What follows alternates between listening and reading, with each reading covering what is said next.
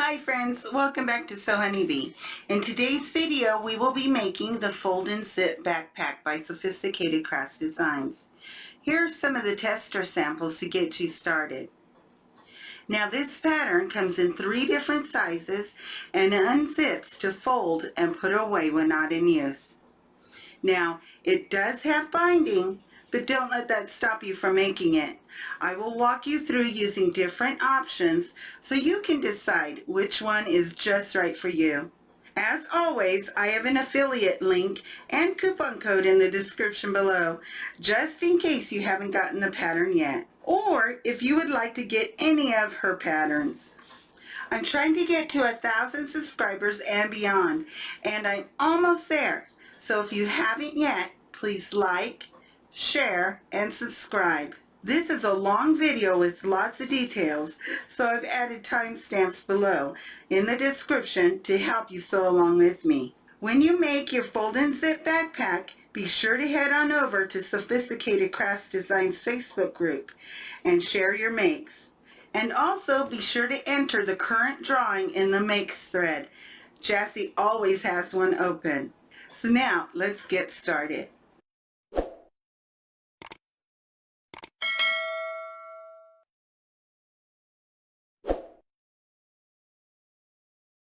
We are going to get started by doing our flap handle, which is piece AA. I also have a piece of foam that I added a piece of double stick tape to. Now this piece here is our handle. On the wrong side, I have put a line down the center. Now I'm going to remove the double stick tape. Okay, so now I want to start on this opposite side and fold my ends right into the center and clip it. Now turn it around and do the same thing to this side. Now you will notice that because of this foam, it is not going to go all the way to the center, but that's okay. So just continue to clip it.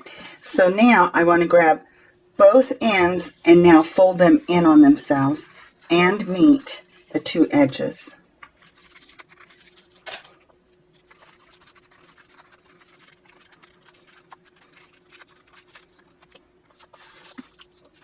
Okay, now I want to top stitch at a 1/8 inch seam allowance on both sides, going the same way so that this handle remains straight, so it does not curve one way or the other. So I'm going to start here and top stitch all the way down. Then I'm going to back stitch, and then I'm going to start up on this side and do the same thing. And I'm going to use my seam guide, and I am placing it right at the 1/8 inch.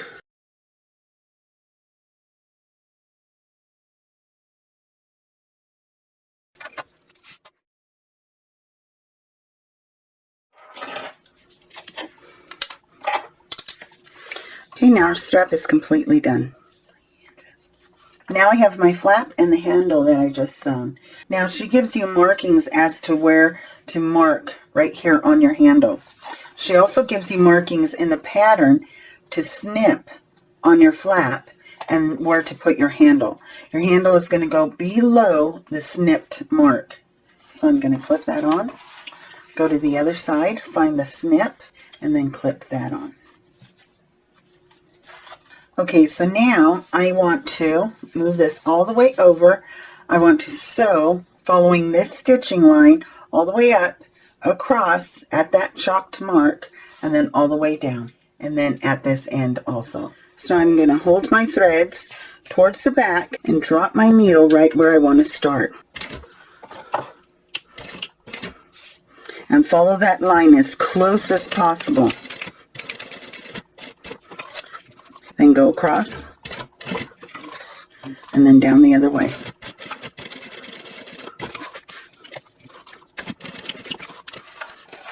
And then snip your threads. Now do the same thing on the other side. Okay, so now our handle is complete for now. Okay, so I want to set this aside. Okay, so now I have piece B and piece B1. There are 2 of these, and this is our pocket lining, and this is our main panel down the center. You can see that what I did was I used my Cricut Maker and got an SVG, cut that out, applied it to the waterproof canvas, and then I put a clear piece of vinyl over the top of it. The reason why I put this clear vinyl over this panel is so that the holographic vinyl stays in place as the backpack is used over time. Okay, now if you have a logo tag, this is where you're going to want to add it right here. And she gives you complete instructions on how to do that. Okay, so now we're going to set our main panel and one of the lining pieces aside.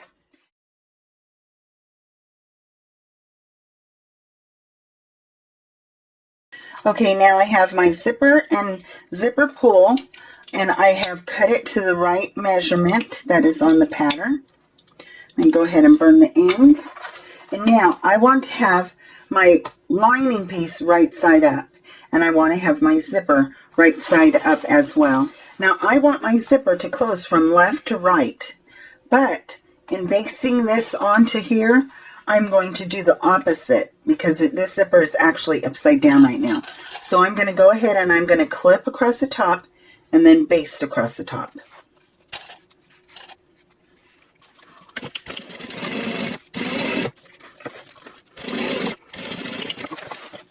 Now I have my main panel. Now I want to put this and this lining right sides together. Now you will notice that I have made some markings here. I have drawn a line, my stitching line, at 1/4 of an inch. Then I have drawn a line here at 3/8 of an inch. Now what I want to do is I want to drop my needle right at this intersection, back stitch, sew across here, and stop right at that intersection and back stitch. So first of all, I'm going to pin this, matching both of those seams up right there, making sure it matches at the edge and across the top. Now on this side, this is how the picture is shown in the pattern. You will see that the little flaps of your front panel are showing through. Okay, don't worry about that. That's the way it's supposed to be. So now I'm going to go ahead and sew across here, sewing my front panel to my lining and having the zipper sandwiched in between.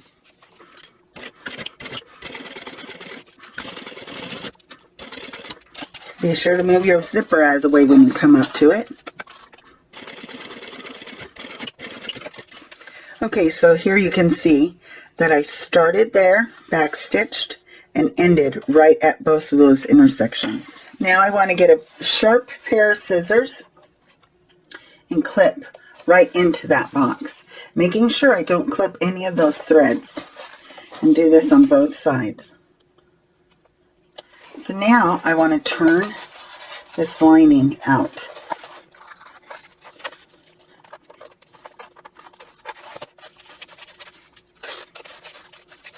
Okay, so now I have my panel face up, and now I'm going to fold my panel back right on that line. Remember our 3/8 inch line? And then now I'm going to clip it to the top. And I am also going to clip it right here. Do the same thing to this side. Fold it right back on itself, and this tab here will expose itself really easily. Put a clip there. Put a clip at the top. And now I want to sew across here, stopping right at that intersection again on both sides.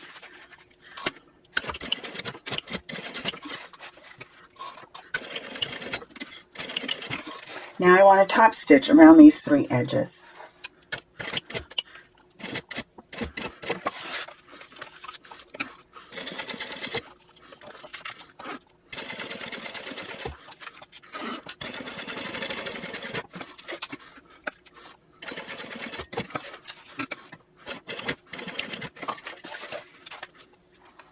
Okay, so that's all top stitched across those 3 edges. And now I want to get my second piece of lining, and I want to put it in the back, making sure these are both right sides together. Now I want to match it up to the top of the zipper and panel. I want to clip it across and now sew it again, or baste across the top at a 1/8 inch seam allowance.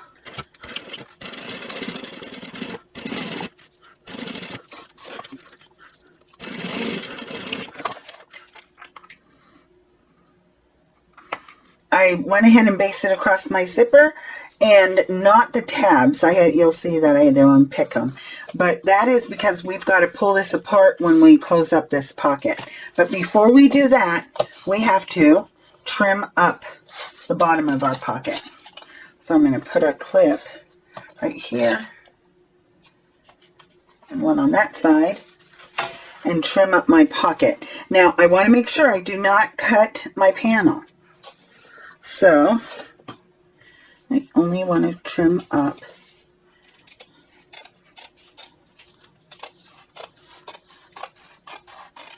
okay. Now, both my lining pieces are the same size. So now, I can remove these clips. Now I want to move my panel out of the way and sew up all 3 sides of my pocket, closing it all the way.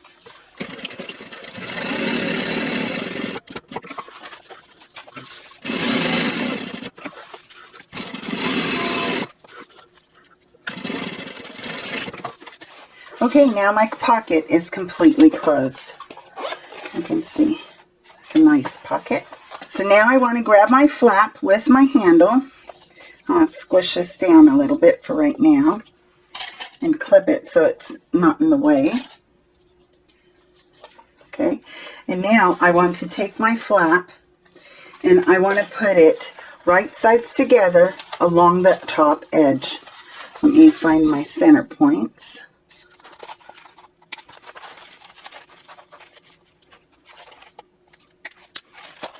Okay, and match those up with each other and add a clip across the top. Okay, so now I want to sew across here using a 1/4 inch seam allowance. Now I want to make sure that my zipper pull is out of the way.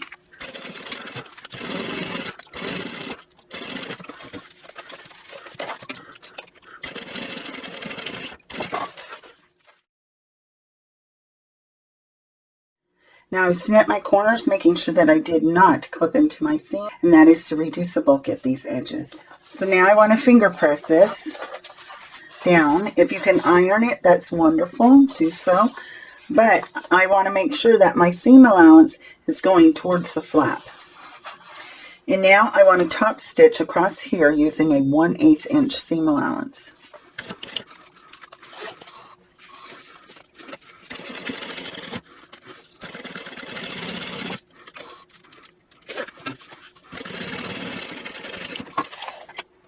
Okay, so now I'll remove the clips.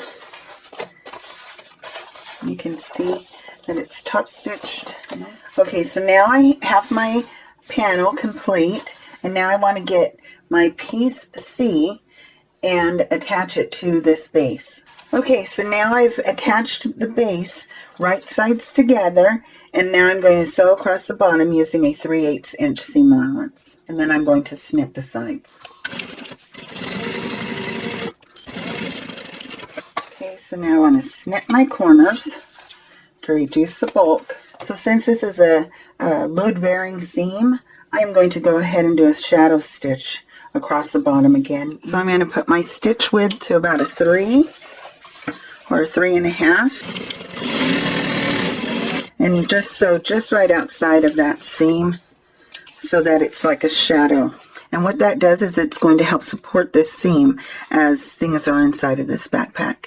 Okay, so there's my panel complete for now. I'm going to set this aside and get the next pieces that I need. Okay, so now I have my mesh pockets along with my binding. Now I'm choosing to use ribbon that is just a satin ribbon.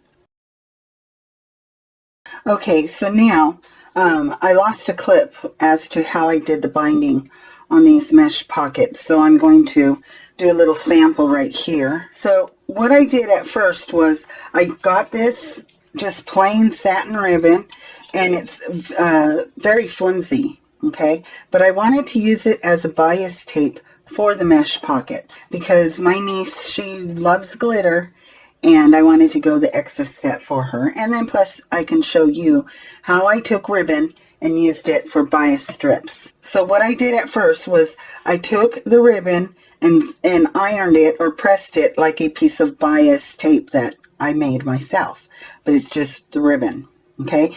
And this doesn't need any stretch here, so you can use a piece of ribbon. But what I noticed was my machine does not like sewing through very thin fabrics. So what I did was I took a piece of interfacing, put glue side up, took my ribbon, glue side down, and I interfaced the piece of ribbon. Okay, so I just took the ribbon, and now you do want to make sure that your ribbon can take the iron, okay? Okay. And then I took the ribbon, folded it in half, and pressed it again. I didn't glue this interfacing on right. Very straight. But, okay, then I took each edge and folded them in on themselves, and then folded it again. And that created a piece of bias tape. Okay, then I went ahead, I put it at the edge of the mesh pocket, pinned it, and then top stitched it across. When I top stitched it across, it made it really, really stable, a lot more stable. Now for the smaller mesh pockets, you're only going to do the binding across the top. But for the larger one, you're going to do the binding along the top and the bottom. Now be real careful with this because this is a rectangle, not a square. So you need to make sure that you're putting the binding on the correct side. So those are my mesh pockets complete. So now I'm going to get my two pieces, which are D3, and I'm going to set those aside for right now. And now I'm going to grab my piece A1, which is my main lining piece. Okay, so now I have my main panel and the large zipper pocket, okay? Now, she gives you little measurements here from the bottom up, and that's where I have put the little snips, and that's where my mesh pocket is going to go.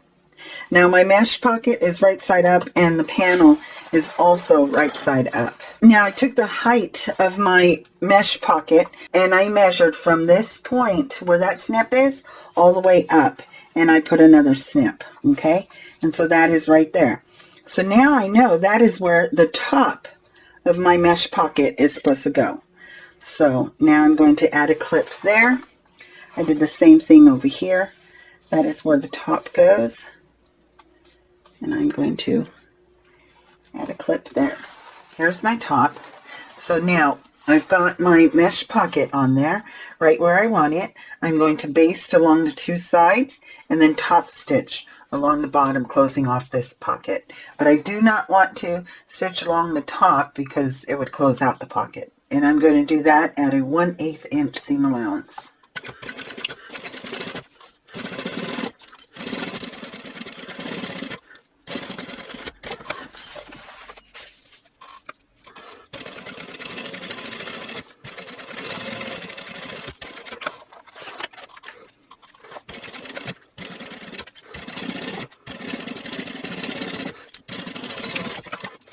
Now I'm on step 55, which is on page 27. I have all my pieces here that I need. And so what I'm going to do, first of all, is I'm going to put all my things aside, except for my zipper with 2 pulls on it and my main panel here. Now I used the thread zapper and zapped the little centers of my zipper. I've also marked my center of my main panel. Okay, so now what I want to do is I want to put right sides together with my zipper, matching those centers. Okay, so there's my center of my zipper and the center of my panel. And now what I want to do is I want to work my way all the way around on one side. And really just take your time here. Now once I get to here, where the curve is, I want to put little snips in my zipper. Okay, and the reason why I'm using a thread zapper is because those little clips are completely sealed off so that there won't be any fraying of any kind.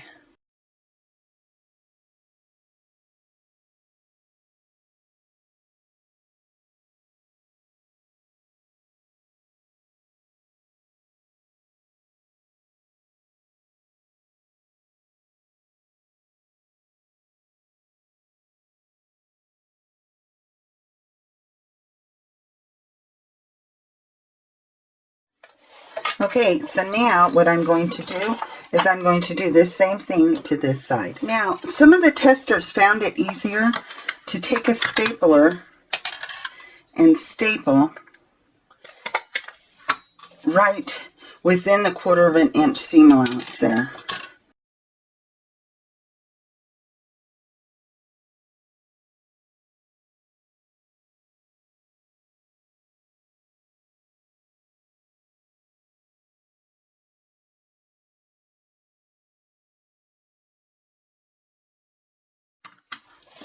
Okay, so now those are basted along the corners. I don't think that I need to staple it along the other sides.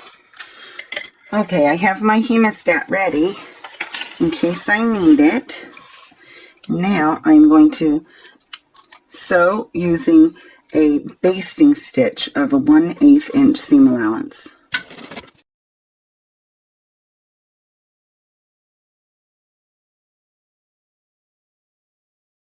Okay, now here where I get to my staples, I want to make sure I'm not going to run over any of those staples. So be very careful if you chose to staple your zipper down. Actually, I'm going to just leave the staples as a basting there. So now I'm going to jump over to this side over here, drop my needle, and then continue on.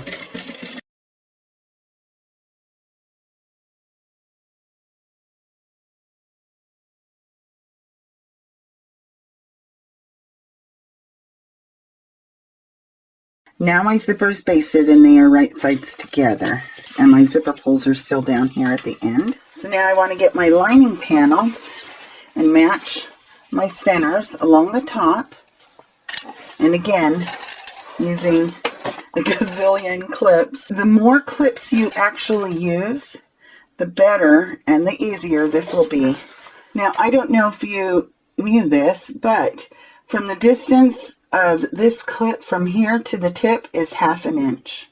Okay, so when I put this on, I can put it right to the teeth of my zipper, and I know that that is 1/2 inch. So when I go through and sew at a 1/4 inch, my zipper teeth are going to be right where I want them. So I want to make sure that my clips are going all the way to those teeth. And I'm taking my finger and manipulating the zipper teeth in there so that they are right where I want them, so that when I go to put my clip on, the clip is right up against the teeth. Now if you're using vinyl or any other thick fabric or materials, you may want to use a key fob to where you can really smash this down here, or you can use a hammer. But if you're using a hammer, you do want to be careful that you don't damage your fabric. But what that does is it can eliminate some of the bulk in that area, so that it'll be easier for your machine to sew through. A domestic machine especially.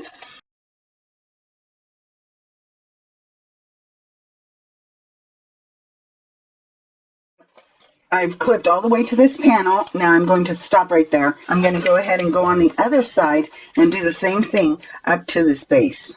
I want to call your attention to something here. You see where our facing or our bias tape is for our slip pocket?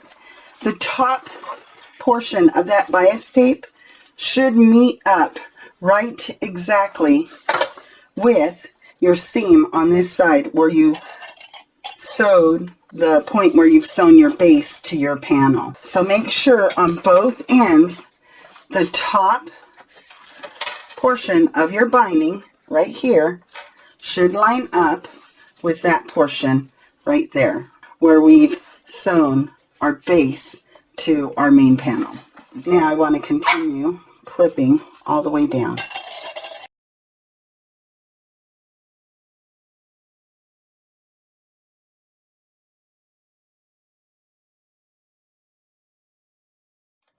Okay, so now I want to clip across the bottom to make sure that those pieces are lined up with each other as well. Okay, and I'm off just by a fraction.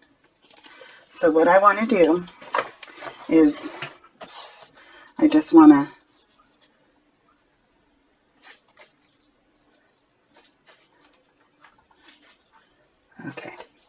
so I'm just going to distribute that a little bit through here. Okay. Okay, so now all my pieces are clipped together and right with each other. So now I want to sew using a 1/4 inch seam allowance all the way around, basing all of my pieces together. Do not sew this portion here closed, okay? I just want to go around the outer edge. And I have these so that as I'm going around the corners, if I need anything to be tugged or pulled, I have those ready. And now what I'm doing also is I can feel my zipper teeth right here, okay, the other side. So I'm putting my finger right here so that that zipper does not move in or out, and it stays right where I want it.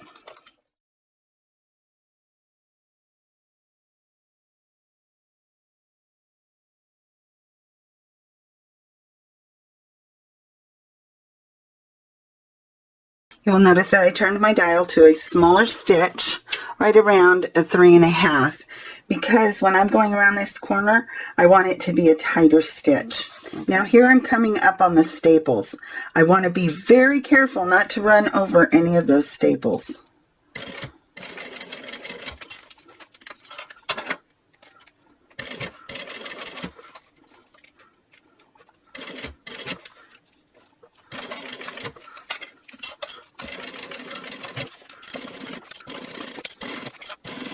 And I'm still pushing on the zipper teeth here.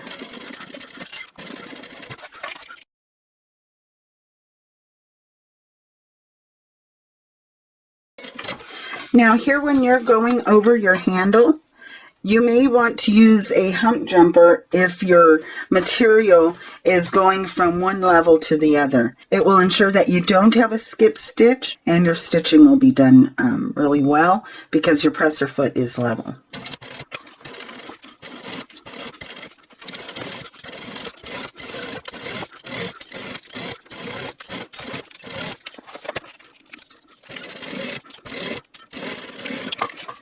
Okay, so now I want to keep this on here so I don't lose my zipper pulls off of there. Now, don't forget, if you used staples in this section right here, don't forget to remove them.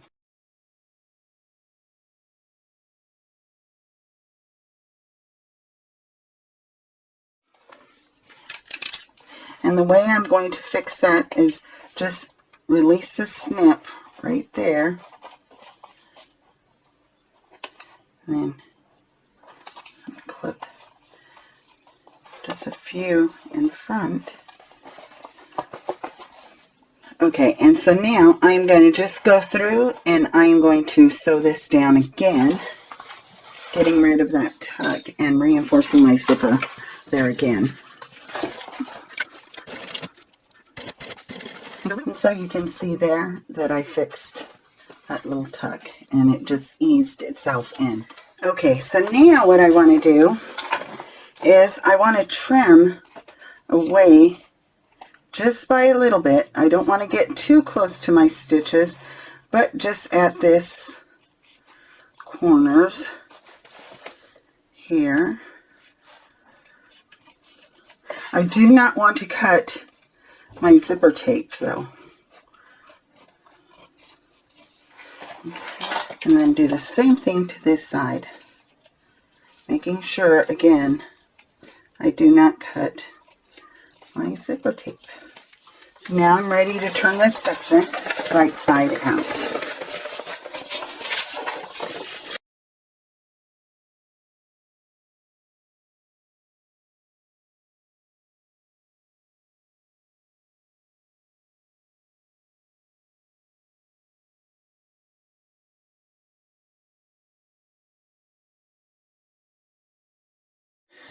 Now your next step is to top stitch all the way around here using a 1/8 inch seam allowance. At these points here, here, and down here where your bias tape is, those areas can get bulky even for an industrial machine, but especially for a domestic machine. So you'll want to really take note of that. Now you can use a key fob if needed. And what you can do is really smash that down right there. Now, I cannot do that because of this vinyl. I don't want to do anything to damage the vinyl. Be real careful right here with your zipper. And now I'm going to top stitch all the way around. And I want to increase my stitch width back to a 5. And so here, what I'm doing is I'm really pulling on my zipper, not so hard that it's going to damage it, but I'm wanting both of these pieces to line up right with each other on both. And I'm going to use my hump jumper in the back, and I'm lining it up right with that seam.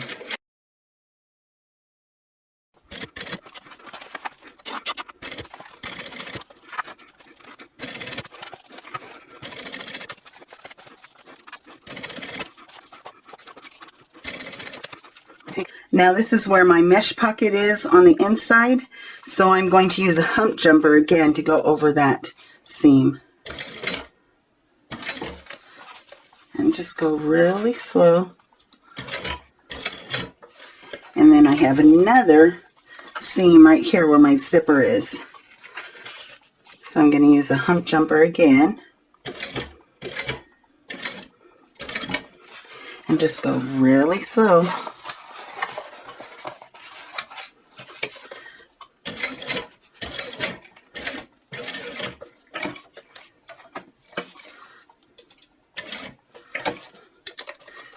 This time I'm going to use the thinner side. Okay.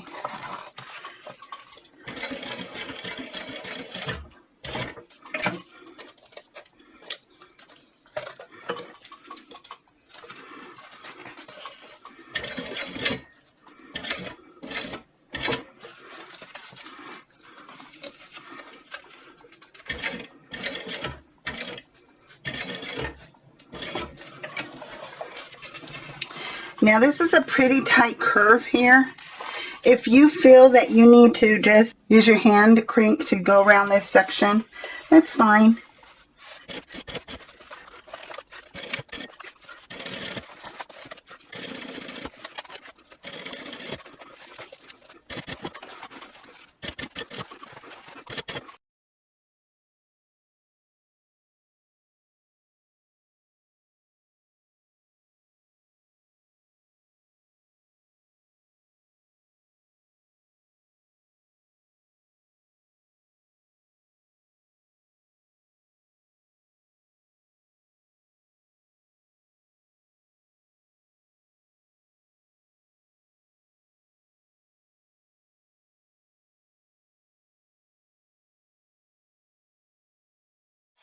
Okay, so now I'm going to add a little reminder. Make sure you have your pulls on here. Okay, so now I have my foam, and I'm going to put this inside. And actually, I was supposed to put it inside and then top stitch it. Okay, and so now what I am going to do is I'm going to top stitch this down, and what it's going to do is it's going to hold the foam in on this side, and then when I do the reinforcement of my handle with the rivets, it'll hold down my foam on this side. Now I want to get my hump jumper and put it on the back because I want my presser foot to be level.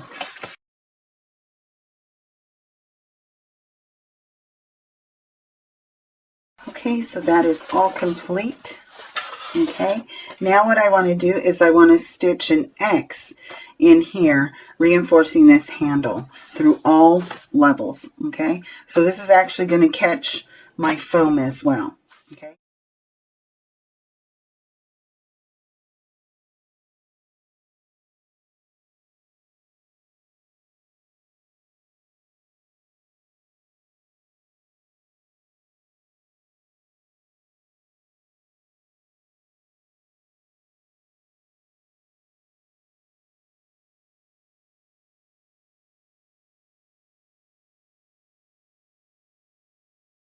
Okay, so now I just want to take a lighter and just singe my threads just very, very quickly.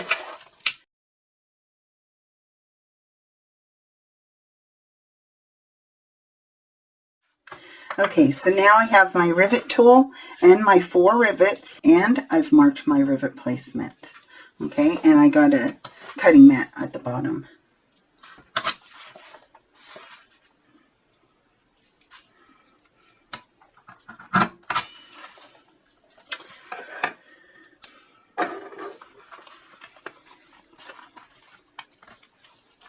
Had my rivet and cap. And do the same thing to this side.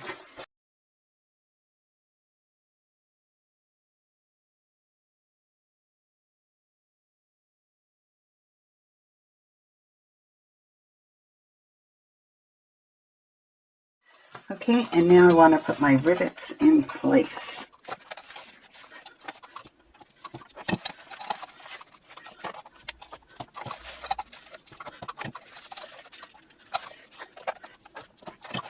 Okay, so my rivets are in place, and what that has done is it has really reinforced this handle here. Now I want to get C1, which is either Peltex or any kind of stabilizer. I'm using Decavale Heavy, and I want to put it inside of here.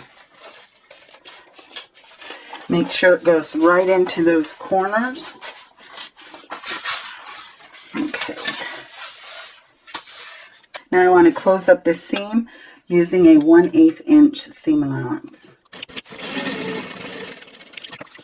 Okay, so now we've just finished step number 75. Now I'm going to put this aside, and I'm going to jump to step 82. Okay, and then we'll come back and put the bottom base on. But for right now, we're going to work on the back. Okay, so now I have DA and DA1. You should have 2 of each of these. Okay, and these are our gussets. Okay, so now I want to take 1 of each color, and I want to pin them right sides together. I'm going to sew across the top using a 1/4 inch seam allowance. Then I'm going to clip my corners and then turn it right side out.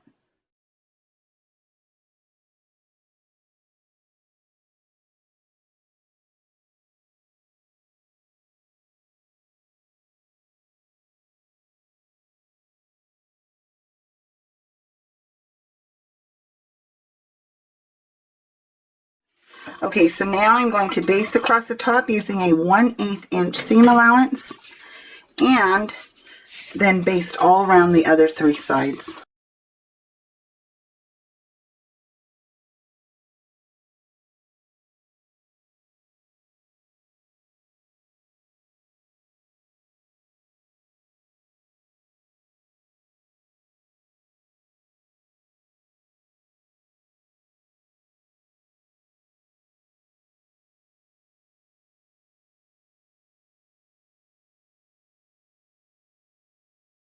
Okay, so now my gussets are complete. Now I want to jump over to instruction 98 on page 33. And I've also marked my pleat measurements on my gussets. Okay, so now here are my 2 exterior side panels. I want to put them right side up and make sure they are going the right way. Now, first of all, I want to find my centers on both of these pieces. And just put a little snip right there. And now make sure that your finding the center and clipping the right side, because this is our top stitching on top. So you want to find the center on the side that is your raw edge. Now take the bottom of the panel and the bottom of your gusset and clip them. Now take your center of your gusset and your center of your panel and line those two up together and clip it as well. See where that marking is right there? I want to put a clip right next to it. Okay, and now I want to mark the bottom, making sure that my edges are matching, and I want to do the same thing on this side. Put a clip right next to my mark. Okay, and then clip along the side. So now you can see the bottom is wanting to be pleated. So now what I'm going to do is I'm going to move my pleat all the way over to my center clip. Okay, as far over as I can, right there, and then put a clip right there. Do the same thing to this side. Move my pleat all the way over to my center clip and then fold it over and then clip it. And so now you can see here that our pleats are created on both of our edges. Okay? Okay, so now I want to go ahead and baste along the two sides and the bottom, closing up this pleat. And then I'm going to trim away this excess here to have this gusset mirror the curve of my side panel.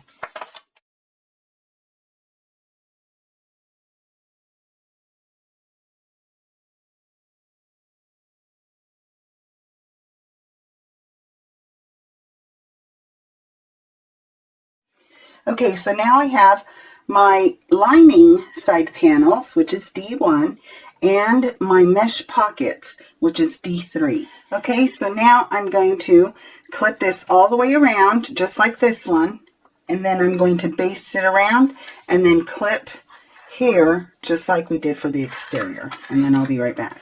Okay, so my interior lining pieces are complete now. Now I want to put them right side down.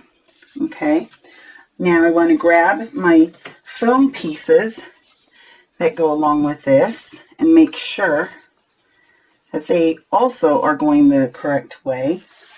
Then I want to get my exterior pieces, and we are going to be sandwiching these three pieces together, and then we're going to baste all the way around.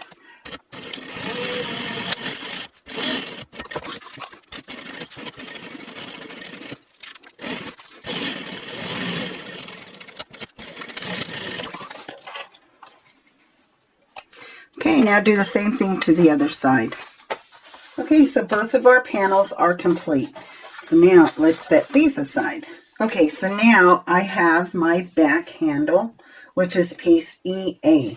Okay, I folded it in half lengthwise, put a crease, and then marked the center line. So now I want to get my double stick tape and tape on both edges.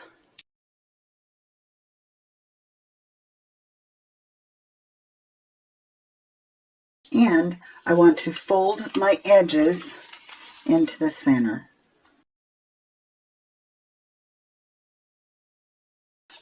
Okay, so now I'm pressing a piece of Decaville Heavy into my handle.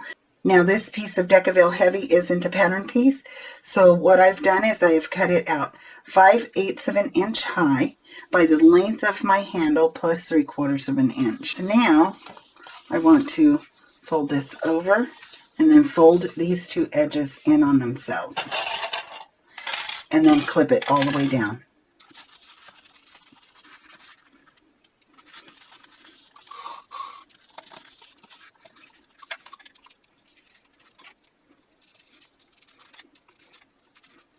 Okay, so now I want to top stitch both sides of this handle.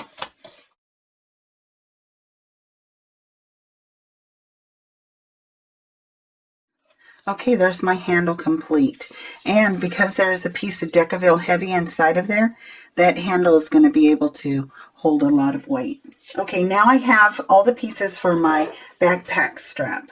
I have 2 exterior, 2 lining, and then 2 pieces of foam. So now I want to take my 2 pieces here, put them right sides together, and now I want to stitch them all the way around using either a 1/4 of an inch or a 3/8 of an inch seam allowance. And that is so that you can determine the width of this backpack strap for yourself. Now, if you were making this backpack for a child, you would probably want to use a 3/8 inch seam allowance, which makes the width of this strap thinner or smaller. Now, I am in fact making this backpack for a child. So I'm going to start sewing here, and I'm going to sew across the top all the way down to the bottom, and then leave a large opening here on this side, so that when I turn this right side out, I will be able to have enough room to fit my foam piece inside, okay? And I won't have to struggle so much with it.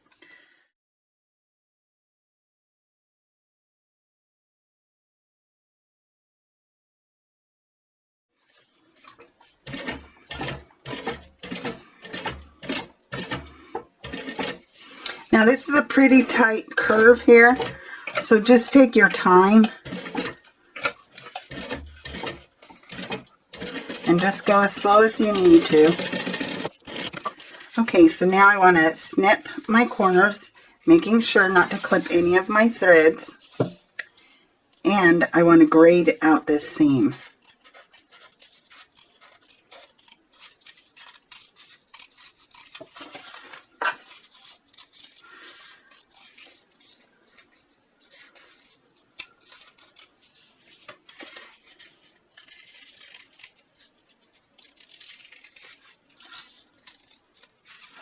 So now I want to turn the strap right side out.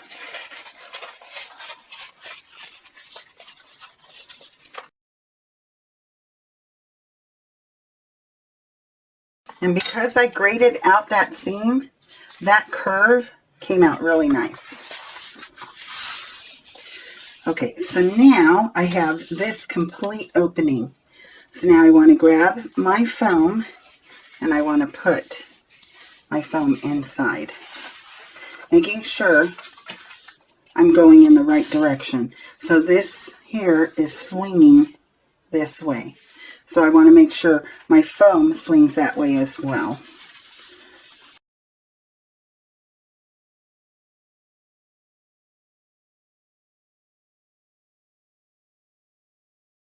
And now, since this is all the way up to the top, I want to add a couple of clips here so that as I'm working on this end, I'm not going to pull the foam out of this side over here.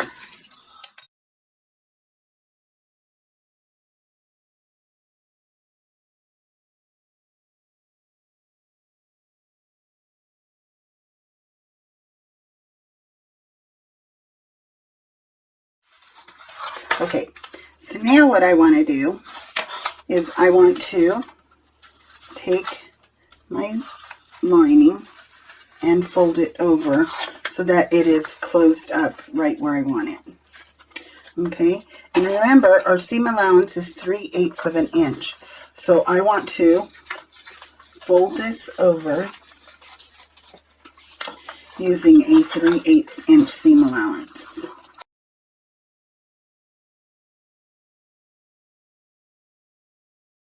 Now, if you have to trim up your foam a tiny bit, go ahead.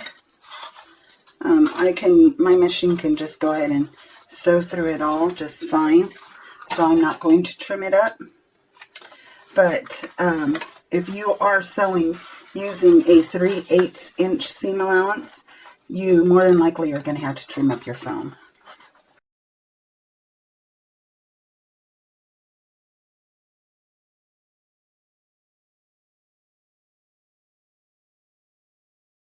Okay, so now my foam is completely tucked inside of there, and I've pinned my opening closed using a 3/8 inch seam allowance. So now I'm going to top stitch all the way around using a 1/8 inch seam allowance. And now I am actually going to start here at the bottom because this is where our clip is going to go. So it's not going to be easily seen.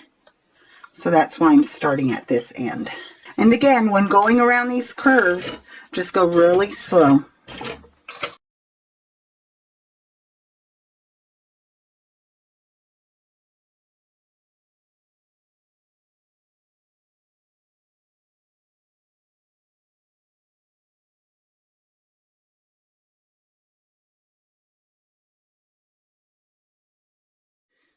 Okay, there's my strap complete for now.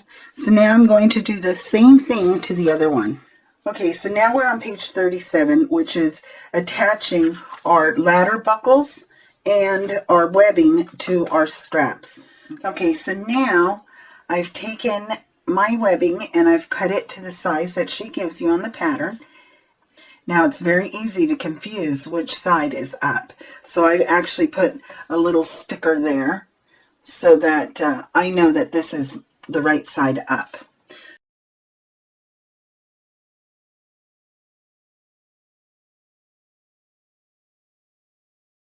So now I want to take my webbing right side up, my ladder lock right side up, and I want to put my webbing through here and down through here.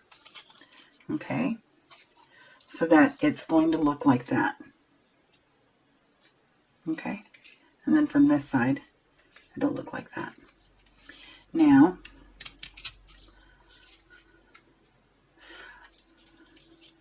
I want to put this going down on itself, folding it down. Now I want to make the fold just a little farther than halfway down. Now I want to take this end and I want to fold it up and bend it to meet that point right there and right there. Okay, so this is the way it looks on this side. There's a buckle, there's a piece that goes across right there. Okay, and this is right side up and this is right side up. Now let me line these up exactly the way she has it in the picture to make sure everything is going the right way. So I have my marking right here and she gives you the placement for your strap. I want right side up and I want my strapping right side up. And I want to put it right in the center, right at that line. So right about right there. And I want to clip it on both sides. Okay, now you can see why I chose to backspace right here, because you can't see it. Okay, so now I want to do the same thing with this end. Now you can use double stick tape here to assist you if you want to, but I'm not going to. I'm going to be just fine doing it like this. And I've kind of squished the foam a little bit. Now stitch a square in here, sewing our webbing to our strap.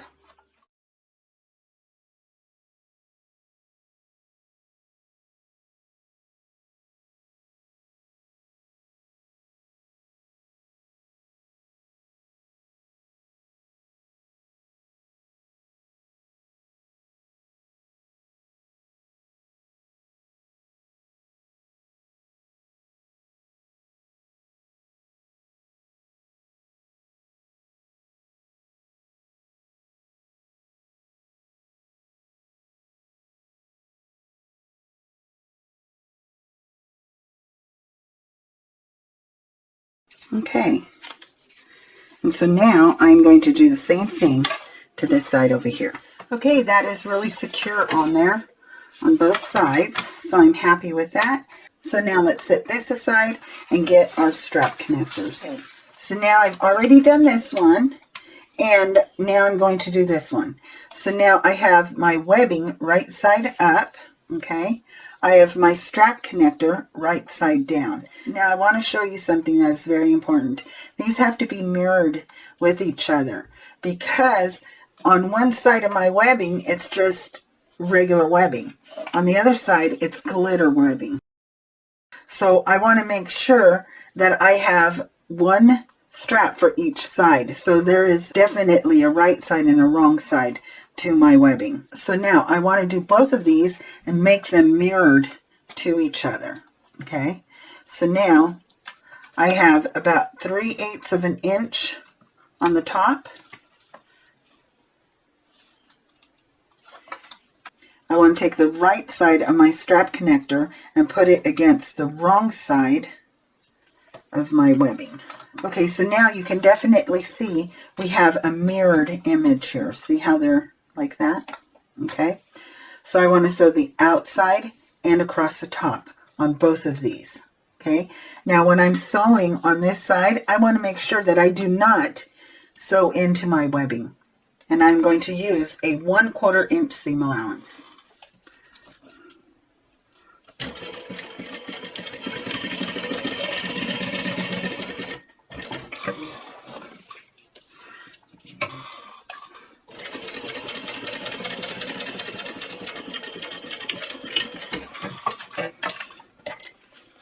Okay, now again, when I'm sewing on this side, I want to make sure that I don't get that webbing. Okay, and the reason why is because we are going to turn this on itself.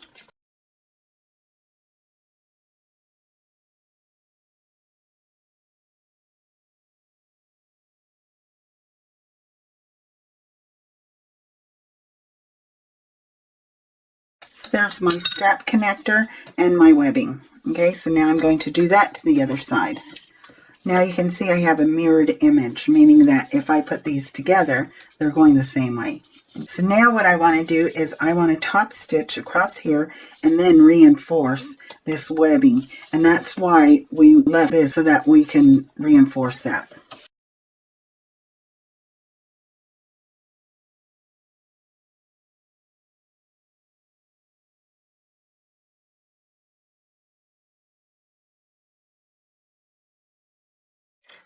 Okay, so now I want to do the same thing to this side.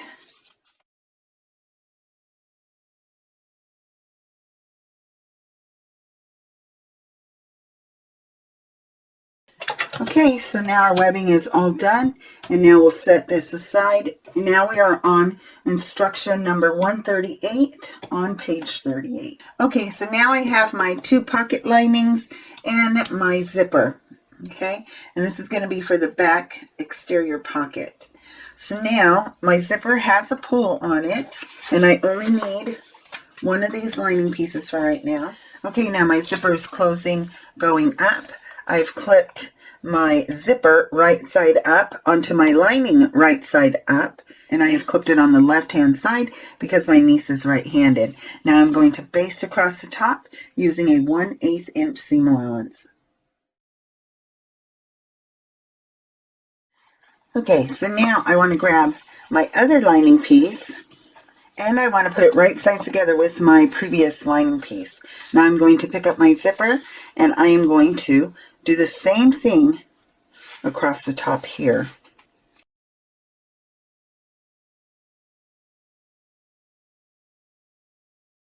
Okay, so now I'm going to baste across here using a 1/8 inch seam allowance. So now our zipper lining has the number 5 zipper right side up and both lining pieces right side down. And this is the way it looks on the other side. Okay, so that is now complete. Okay, so now let's set this aside. Now we have to get piece E, which is our back panel. Now she gives you 2 options for the back zipper pocket. This side is if you are right-handed. This one is if you are left. My niece is right-handed, so I went ahead and cut away this side here. Okay, and this is my right side up. So I want to turn my panel around and bring this over. And now remember, both have to be right side down. And now I've traced out my zipper pocket using a silver pin. Okay, and remember, while you're here also, remember to put little snips where we put our strap backing and our strap. Now, I've taken my silver pen and I have drawn down the center and then 2 triangles at each end. So now, I'm going to open that out.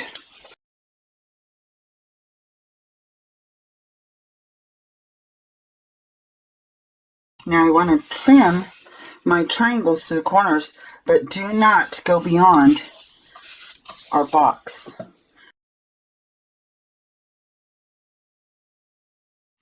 Okay, now I want to take these and bring them back and finger press right along that line.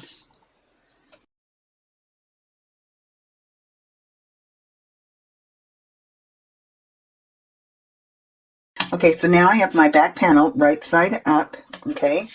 I have my lining also right side up with the zipper closing going up, okay? I've pinned back my little flaps to my zipper. You can either use double stick tape. If you can iron it, that's even better.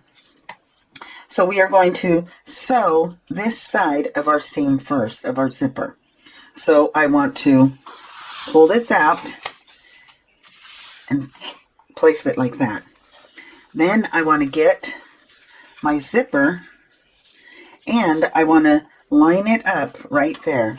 Let me turn it this way so I can see it better. So I want to get my zipper and I want to make sure again that my zipper is closing going up. And this is the top. It has more room on the top than on the bottom. And I want to line up my bottom panel right there. Okay.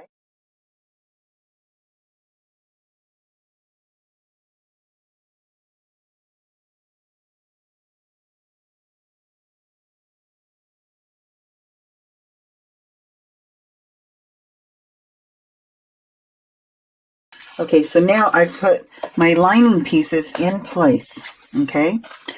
And now what I want to do is I want to top stitch across the bottom, all the way across the side, and across the top, okay? So that is the next step, and so I'll go ahead and do that now. Now you will notice I'm back stitching on my zipper, and that is because I'm using black thread on a black panel. So you can't even see it. So if you were able to see your stitches, you may want to just not back stitch, but pull your threads to the back and tie them off.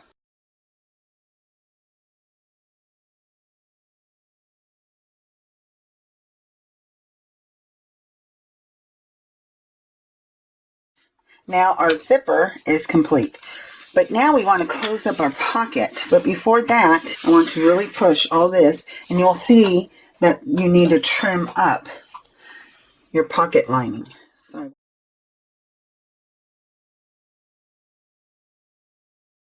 and now I want to take my panel and I want to close it up on all 3 sides.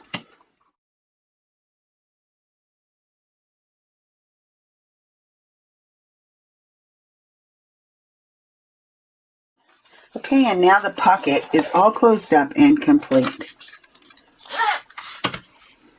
Okay, so now I have piece EB, which is my strap backing.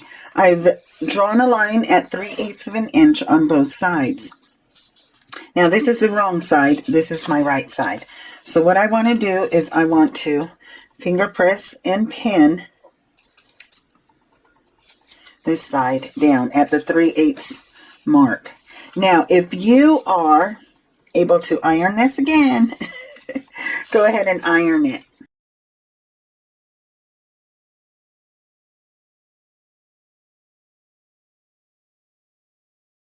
And this is the top. The top is the portion that has more area above the zipper than the bottom, okay?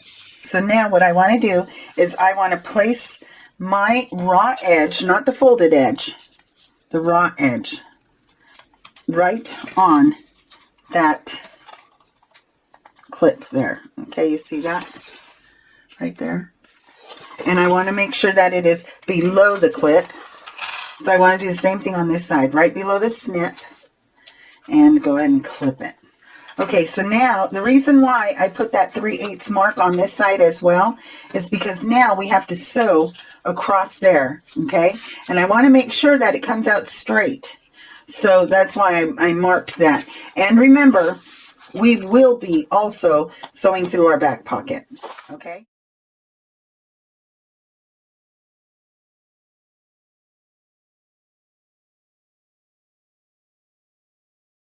Now you can see how we stitched through all the pocket, the lining, and everything. And that kind of is really nice because it puts that pocket in place so it doesn't move around, okay? So that looks good. And you should have also missed your zipper. Okay, so now I want to find my center. I have my back handle. Okay, we're going to put that on.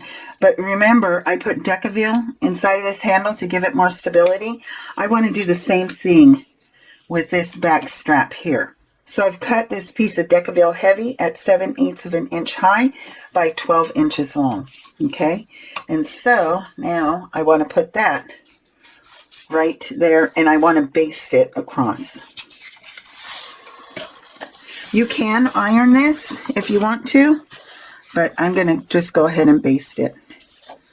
And what this is doing is it is reinforcing this area here.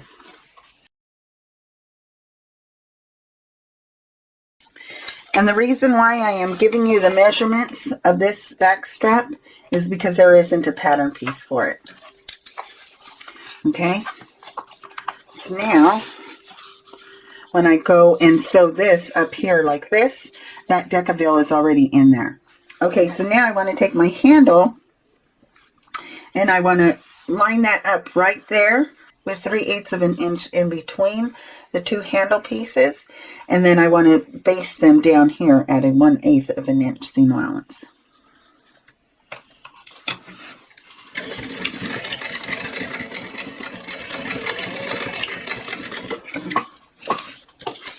Okay, so that's all ready to go right there.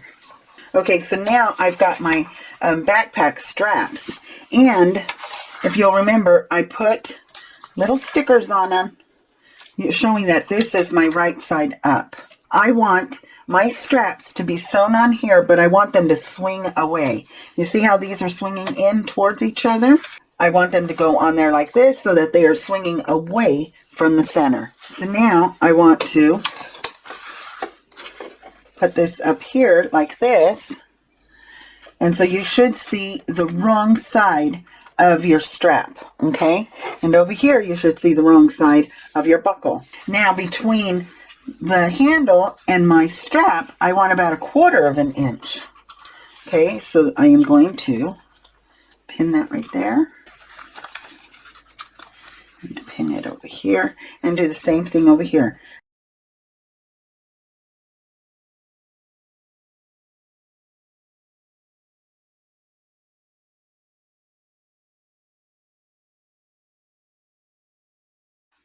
So I have about the same space here and the same space down here. Okay, and now I actually see that we did not have to close up this bottom, but that's okay. So now I'm going to baste across here using a 1/8 inch seam allowance. I'm going to actually clip these down and out of the way so it doesn't get in my way when I'm sewing. I am now going to bring this up and sew it, top stitching it across here. Okay, so now I'm going to remove my pins. And as I fold this down and pull it up, I want to make sure that that Decaville is completely enclosed. Okay, so now I want to sew across here using a 1/8 inch seam allowance. And when I get to the strap, I want to go and backspace each time.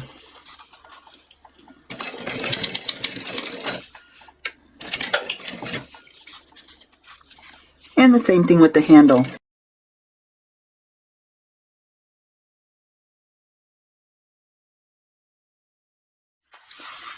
Okay, and now with that decaville inside of there, that is really, really a sturdy area. Okay, so now I'm going to top stitch along the bottom.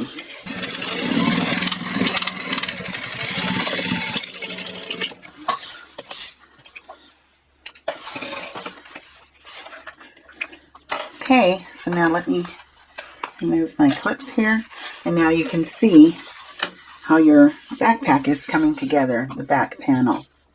Okay, so now the next thing we have to do is you can choose to add rivets right here if you want to. I'm not going to because I have that decaville inside of there, so I think it'll do just fine. But what I'm going to do is I'm going to put another 2 stitches in here, so it'll be 2 top stitches on each side. 1/8 of an inch away from each other.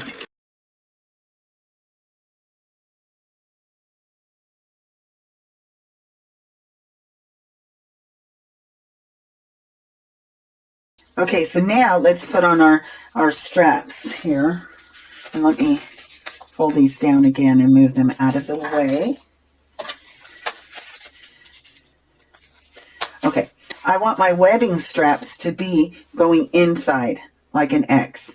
That's why it was so important that we mirrored these together. That would have been awful if I would have made 2 straps that were the same side. So we had to mirror them. So I can see here now that it's done right. And so now I have that clip there. Remember, we had those clips where we snipped them. Let me snip them again so that you can see. That is where our webbing goes. Okay, our webbing is going to go towards the inside on both sides. So now let me grab a couple of clips.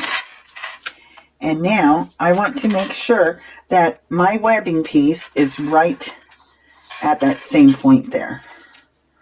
Okay. Do the same thing to the other side.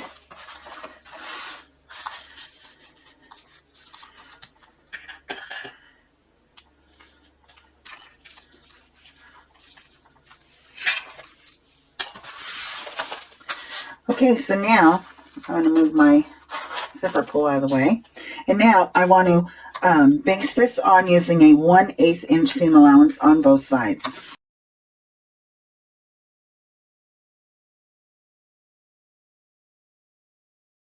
Okay, so now what I need to do is I need to put this, you will notice that there is a bar that isn't being used here. Okay, so I want to put my webbing inside that bar and then over on this side, through this side.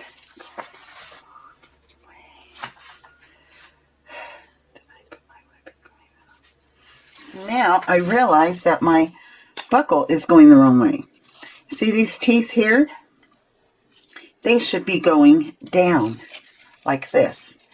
The teeth going to the front should be the back side, the wrong side. The right side is the teeth going down this bar across here. Okay, but it'll work fine because I put it in and it still locks it in there, and it actually makes it to where the glitter shows in the front. Okay, so now I want to add my webbing to this one the same way. So now I want to put my webbing in between this webbing here and that bar. So I'm going to stick it in through there. Okay, and let me flip it over this way so you can see. So you see my bar right there? Now I'm going to stick the webbing back through there, in there like that.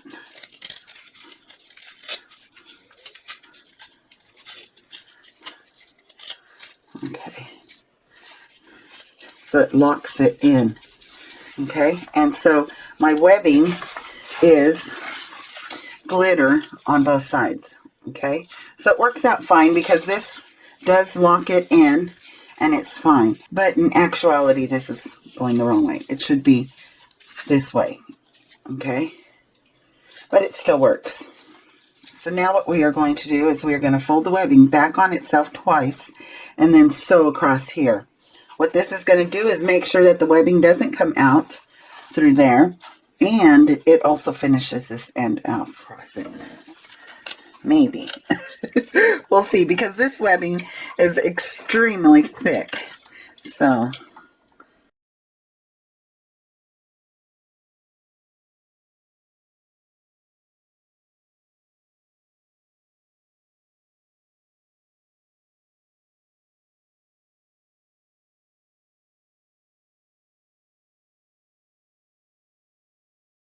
now my straps are all done. Okay, so now I have piece EH, which is my key leash, and I'm using cotton fabric, and I have interfaced it with the stiff interfacing. Okay, so now I want to fold this in half.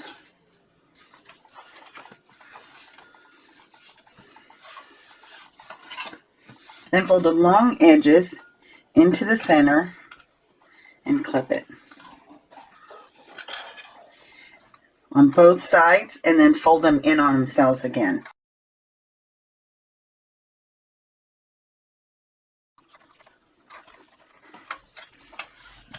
Okay, now here I want to snip off the corners just like that. So what it's doing is it's going to reduce the bulk there, because I want to fold this down on itself and then fold it in.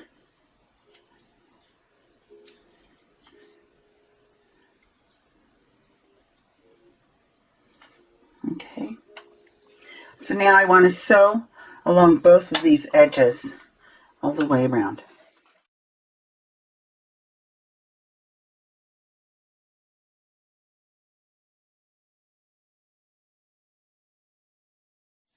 Okay, now I want to add my swivel clasp onto here.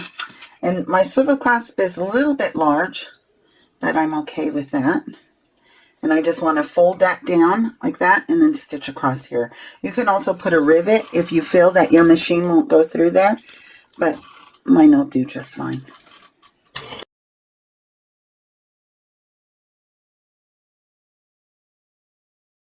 Okay, now my key strap is complete, so I'm going to set this aside. Okay, now we have our snap sleeve, which is the snap that is going to be used for a slip pocket.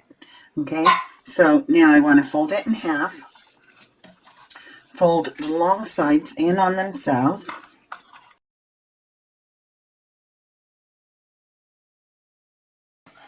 now fold them again on themselves so that it's like this, matching up the top portion.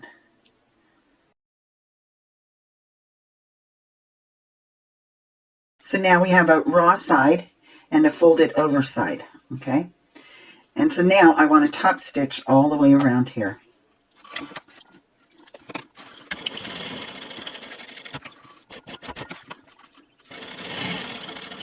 Okay, so that's our snap sleeve, which is EG, all done. Okay, so now we would add our snap, but I'm going to wait until I get to the snap portion for the other side, and I'll do it all at the same time. Okay, so now I have my interior panel, which is a slip pocket for the lining and the slip pocket outer fabric. Okay, so I want to sew across the top and the bottom, right sides together, and then turn it out and then top stitch using a seam allowance at 1/4 of an inch.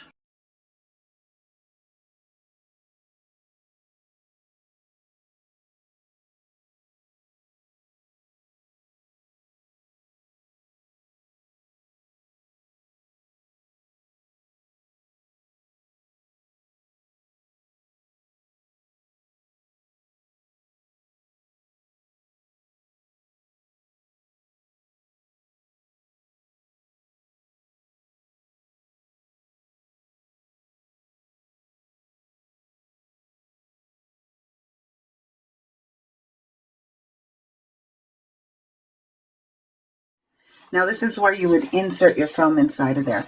But because this is already so stiff, I'm not going to be using foam. But what you would do is you would just put your foam inside of there.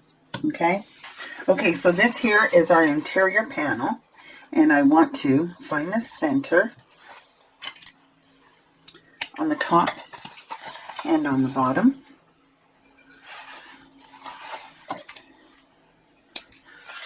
Okay. And now we are going to put this on here And she gives you a measurement here on where to put your slip pocket. Now remember, if your fabric is directional, like mine, you will have to make sure it's going the right way. Now, I want to get my snap and baste it to the top. And I want to get my key, and I want to put it right here on the side. Okay, so now I want to baste my keys, my snap button, make sure it's straight, and on both sides of my panel, of my slip pocket. But I do not want to do across the bottom. I'm going to just leave the bottom open, okay? Okay, so now let's get that done.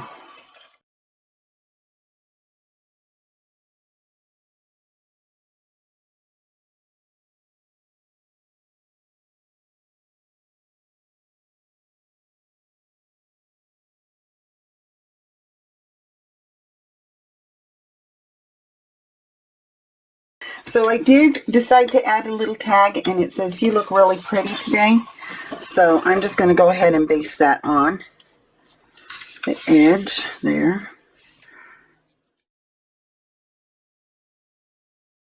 Okay, so now it's time to add the snap. Okay, I want this be.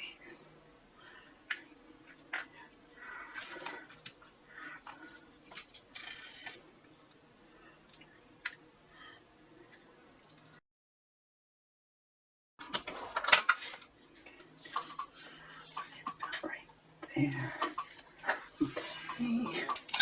I want to make sure that I don't go through my lining. So that's why I'm only going through my panel, my slip pocket.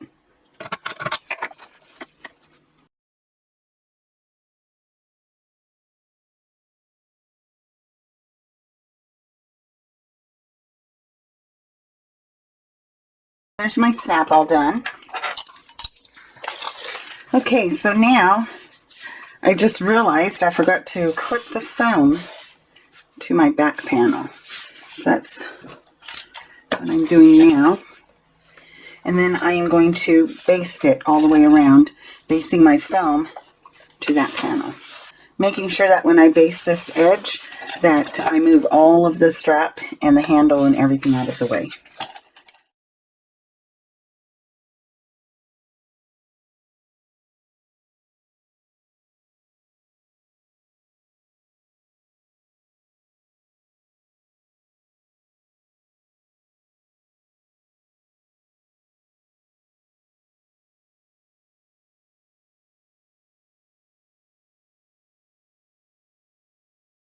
Okay, so my foam is completely sewn on. Okay, so now I have my back panel and my inside panel. So I'm going to flip my back panel around and clip both of these panels wrong sides together. And then I'm going to baste all the way around again.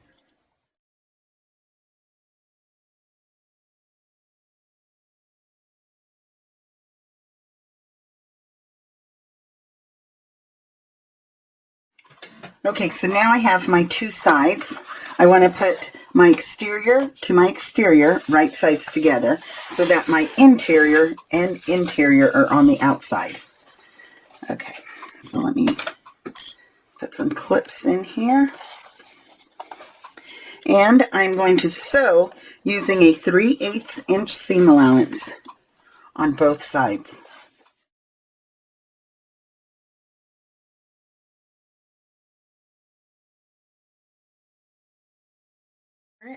Now you really want to be careful and make sure that your seam allowances are spot on, because it will make a huge difference in the end.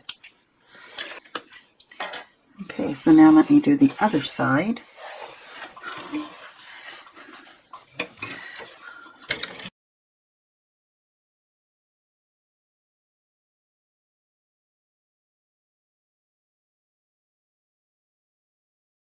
Okay, so there is our sides. I want to really get a good look at the exterior, make sure everything connected and as well. See here, we did not connect very well down here. So I'm going to go ahead and do that again.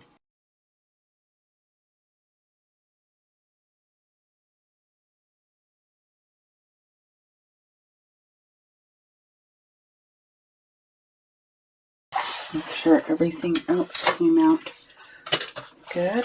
Okay, so now what I'm going to do is I'm going to take a very sharp pair of scissors and I'm going to cut this seam down to 1/4 of an inch. Be sure that nothing on this side is going to get snipped. Okay.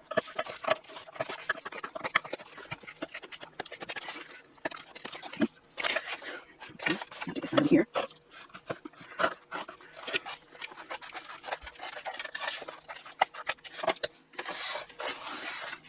Okay, so here's the exterior. Okay, and here is the interior. Okay, my leash stayed out of the way, my tag is okay, everything is okay. Okay, now it's time to bind these two seams here. Okay, so you have a choice. You can use single fold bias tape, or you can cut your own strips of bias tape and see how it has a stretch to it. Now with the strips of bias tape, you would apply them, folding them in the same way we did the ribbon, okay? But what I'm going to use is I'm going to use this bias tape. So now I want 2 pieces, the length of my seam plus a couple of inches.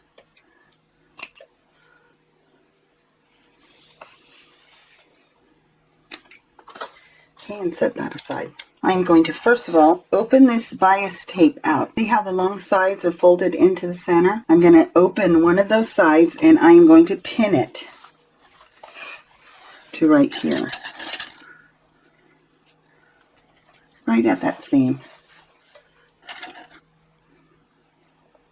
You can also use waterproof canvas for this by just wrapping it around, but I find that it's much easier to take an extra step and do it this way. But you can do it either way you want to. Okay, so now I want to sew right inside of that crease, because you see where it was folded? I want to sew right inside of there.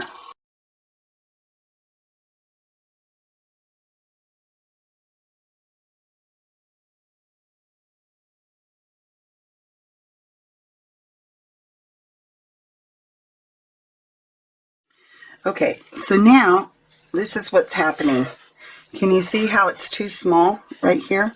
My binding, the width of the items that I'm wrapping around, even though my seam allowance is 1/4 of an inch, it's too thick. Well, the wonderful thing about this is with binding there is a bias edge, so it is not going to fray. So I can actually just put this going all the way around, clip it on there.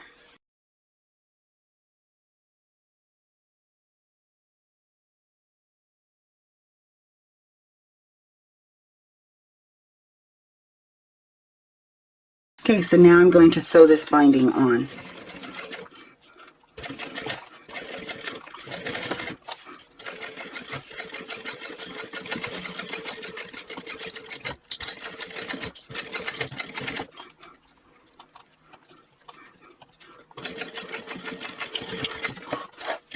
Okay, now our binding is complete on that side. Now I want to put binding on this side, but I'm actually going to show you a different way how to do it.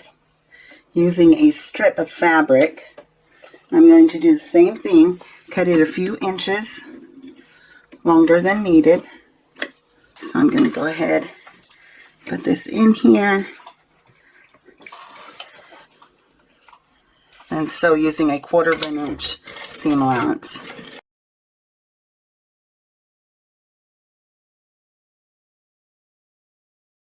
So now I've sewn it on, so now I'm going to get my binding tape and I'm going to fold it up on itself and then fold it over, and I want to make sure that those stitches are covered up.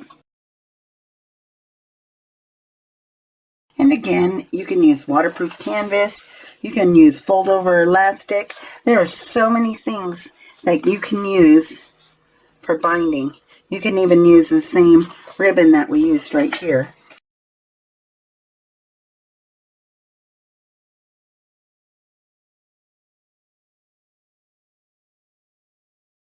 Okay, so now again, sewing 1/4 of an inch all the way down.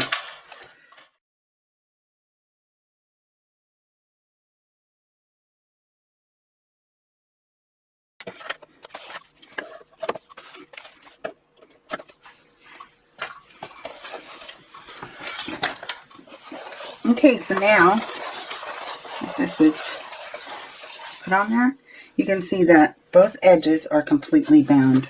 Now, I'm using black thread. You should change out your thread or use a fabric that is not so contrasting. But I really wanted you to be able to see the stitching on this binding. Okay, so now I used a measuring tape and I measured from this seam here where this pocket meets the back all the way around, all the way to where the pocket again meets the back. Okay? Just like this. Okay? And then I got that dimension. Then I measured this here from this seam all the way around, and I came out to the exact same dimension. So my zipper is going to fit in there really good.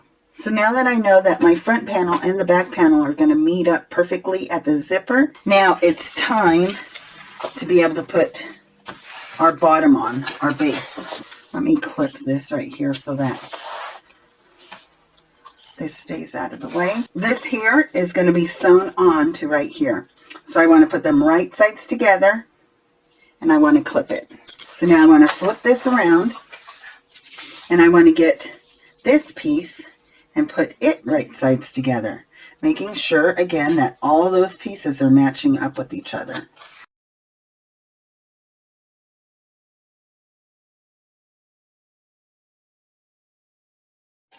Okay, so now I want to sew across here using a 3/8 inch seam allowance.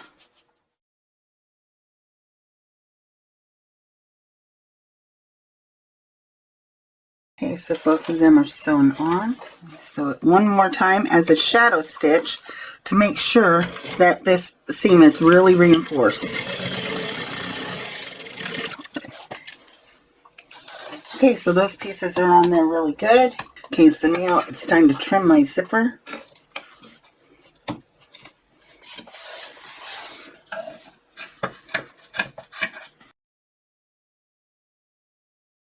Okay, so now I'm going to fold out my interior base, and I'm going to put both of these pieces. I have a piece of Decaville Heavy and a piece of foam, and I'm going to put it right in the center here.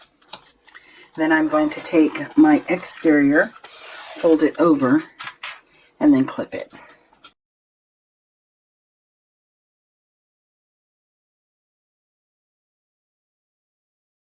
Okay, so now I'm going to check it on this side to make sure everything is lined up as well.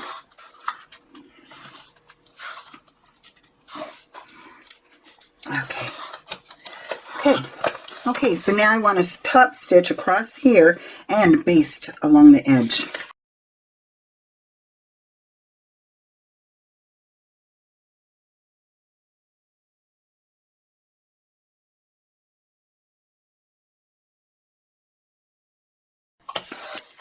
Okay, so now our base is complete and our zipper is enclosed inside of there. Okay, so this piece right here were steps 77 to 81.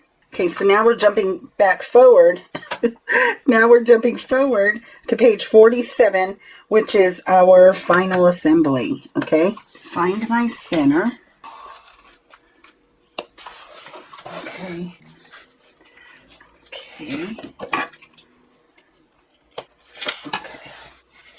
Okay, and so now I want to match up my two centers and clip it.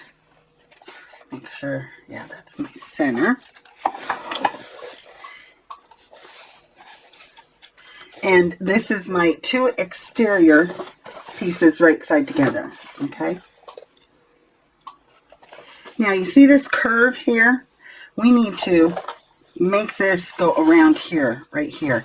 And this pocket seam should meet up right at this seam.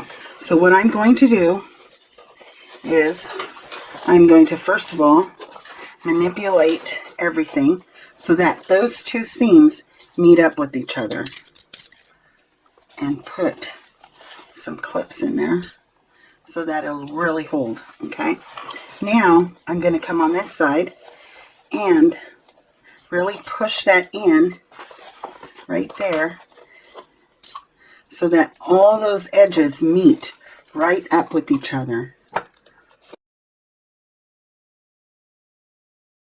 This is going to take some strength.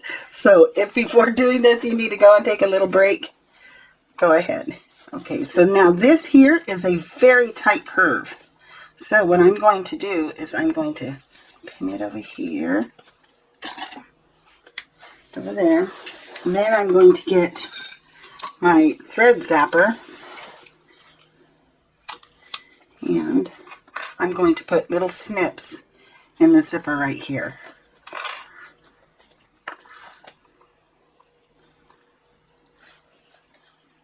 Just very small little snips, just like the way we did putting on the other side. Okay, set that aside for now. And now this goes on much easier. Okay.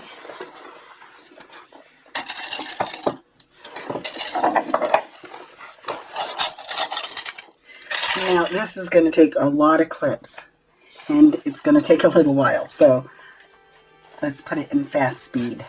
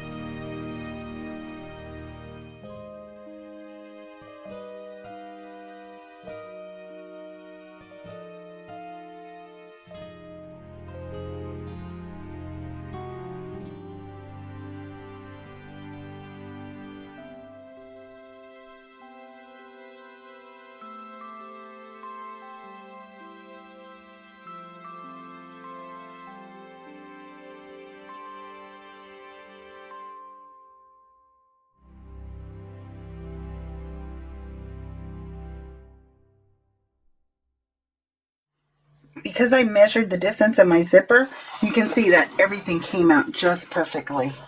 And it fit on there really nicely. Okay, so now I want to make sure that I'm not missing any clips anywhere, because it's going to give me a workout today. So now, all my clips are on there.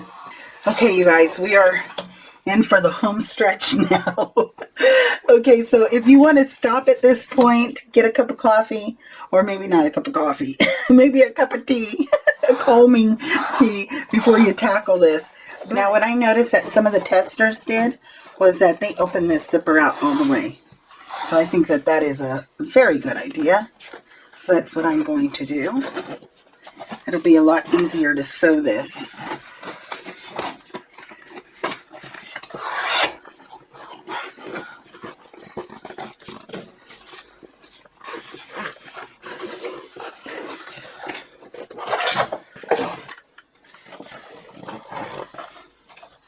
Okay, so yeah, that actually does look a lot easier. So now I'm going to add a few more clips, like there isn't enough of them already. But I really want to get this right on my first pass. Okay, now I'm going to sew using a 1/4 inch seam allowance all the way around. And I'm going to start at the bottom here, okay? Let me move one of these clips. And now, I really, really encourage you to put on a heavier duty needle when doing these bindings. Okay, so now, 1/4 of an inch. And go really slow. And I've got my stitch width at 5, okay? And I have my hemostat handy here also. So 1/4 of an inch seam allowance.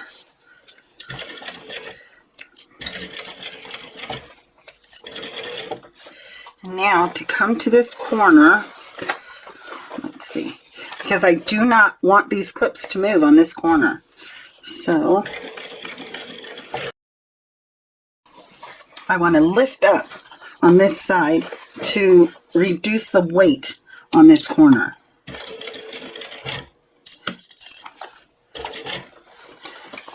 Okay.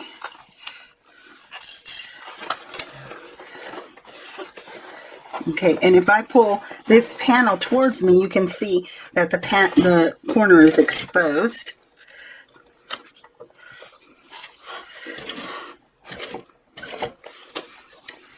And I want to make sure my zipper is way out of the way. Now I want to move this back panel over, manipulate it so that it now is straight. And I want to get my hemostat, get my zipper, and really make sure it's in the right spot. Okay, so now that's like the hardest curve right there.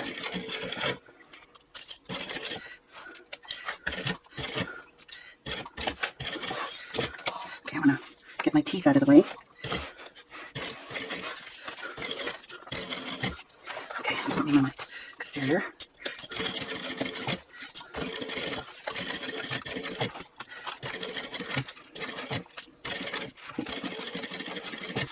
Okay.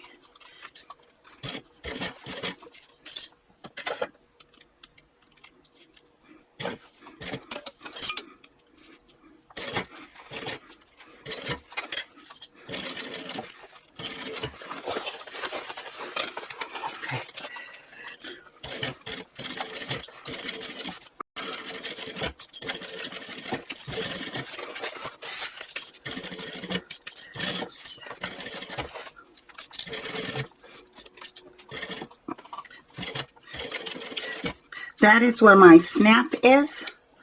My snap strap for my slip pocket. So I'm doing a little back stitching there.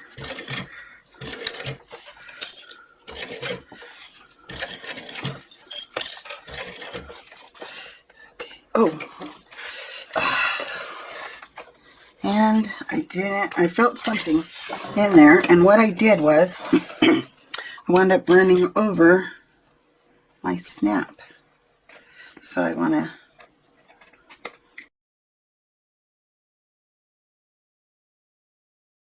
you'll really want to make sure that your snap is out of the way. I had felt something really thick and I thought that it was the little tab. You see the little tab right here? But it wasn't. Okay, but I still do want to back stitch there.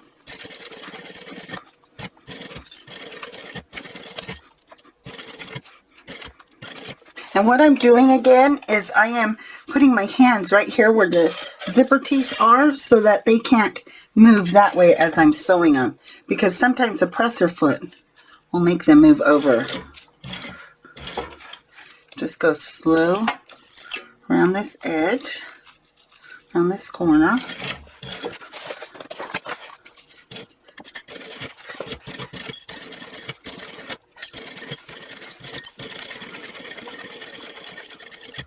Okay, so now coming up on another corner.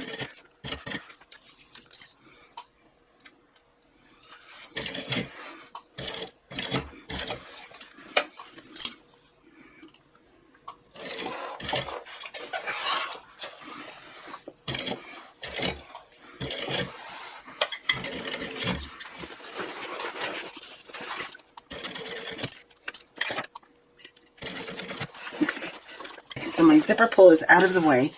It's right here, so I know where that is. So,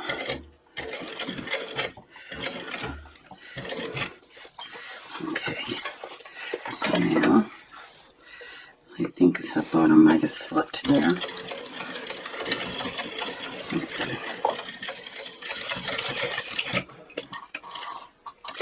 Okay. So now, yeah, you can see here how it slipped out of the way. So I'm going to do that section again. All this looks good. So let me turn it out really quick.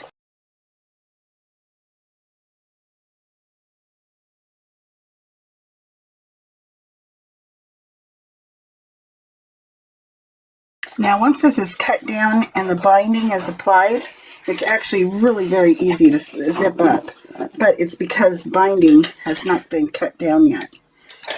But I don't want to cut down the binding until I make sure that everything is okay. Okay, so everything looks good. My zipper's on there really good.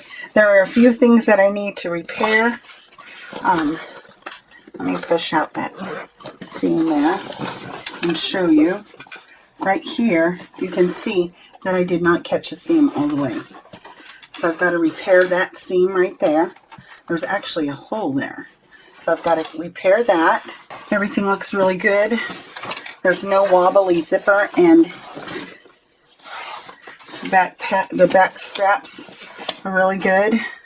So now what I'm going to do is, the hole is right here, and you can see here that this is where I really went off. So I'm going to unpick this seam and then repair that.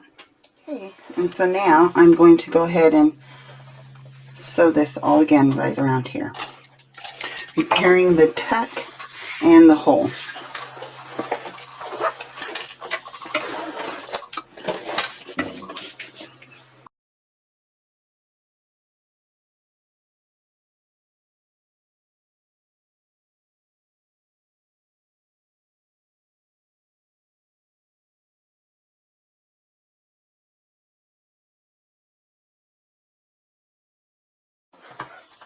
Okay, that lined up really well. Now let me look at it from this side. Okay, so the tuck there is still very tiny, so I can live with that. So now, our next step, okay, so now I am ready for my binding. But I do want to trim away just a little bit here. I do not want to trim my zipper, but I do want to trim a little bit of the seam allowance because it's right on my zipper. You can determine for yourself whether or not you want to trim this down or not.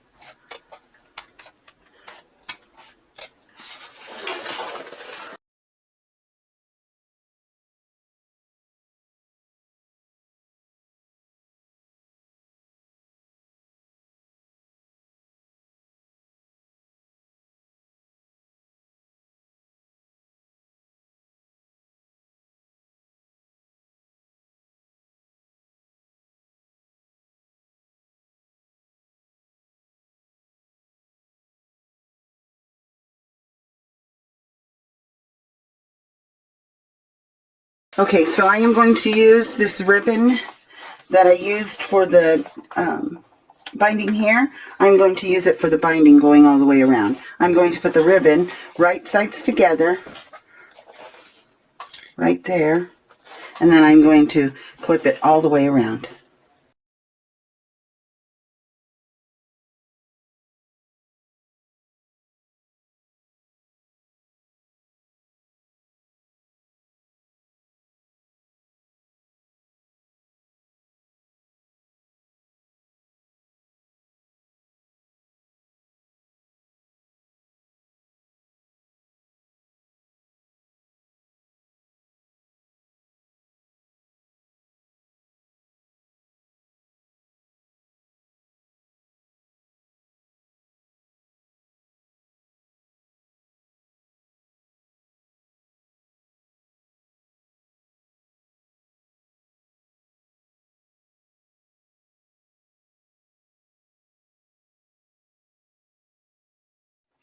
Okay, so now here I'm going to fold back my binding here and clip it, because I've got to have a finishing edge. So the bottom layer, I'm going to put a clip right there, and then put this one over it, overlapping it, so that when this is pulled over, we have a finishing edge. So now I'm going to go ahead and sew all the way around using a 1/4 inch seam allowance.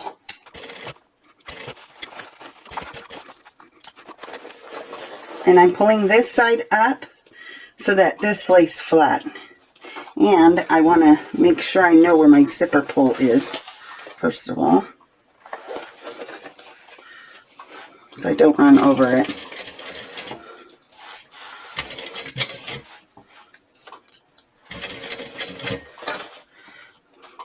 And I keep checking here to make sure that my zipper is out of the way as well.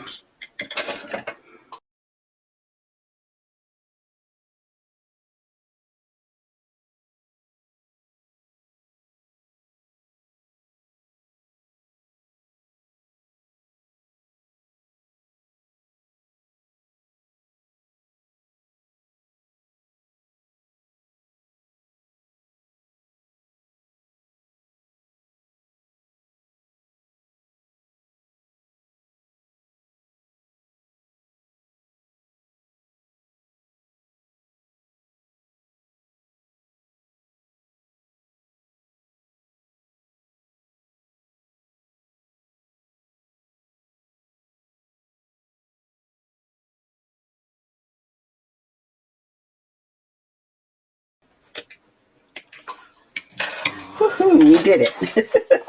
Okay, so now what I want to do is I want to take my ribbon and fold it in on itself to the length that I want it.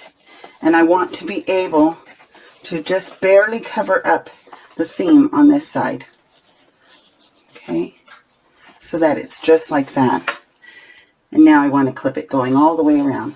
Now you can actually do this whole thing in one step by putting both sides like this and clipping it. But for me, it's because of these curves, for me it was so much easier just to do it in 2 steps. So now I want to clip it all the way around.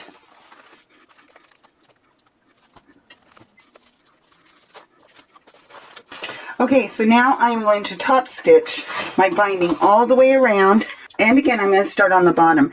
So from this side, because I want to make sure that I don't catch my zipper in there. Okay.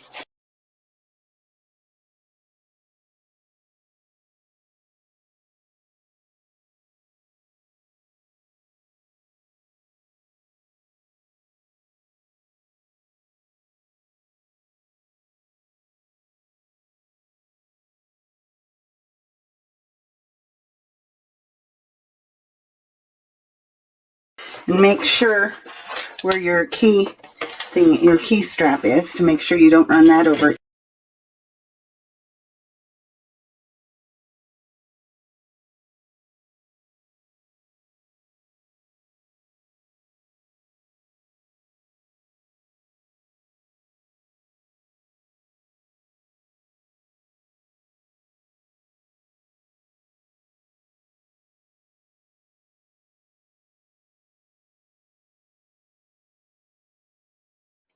Okay, so now the backpack is completely done.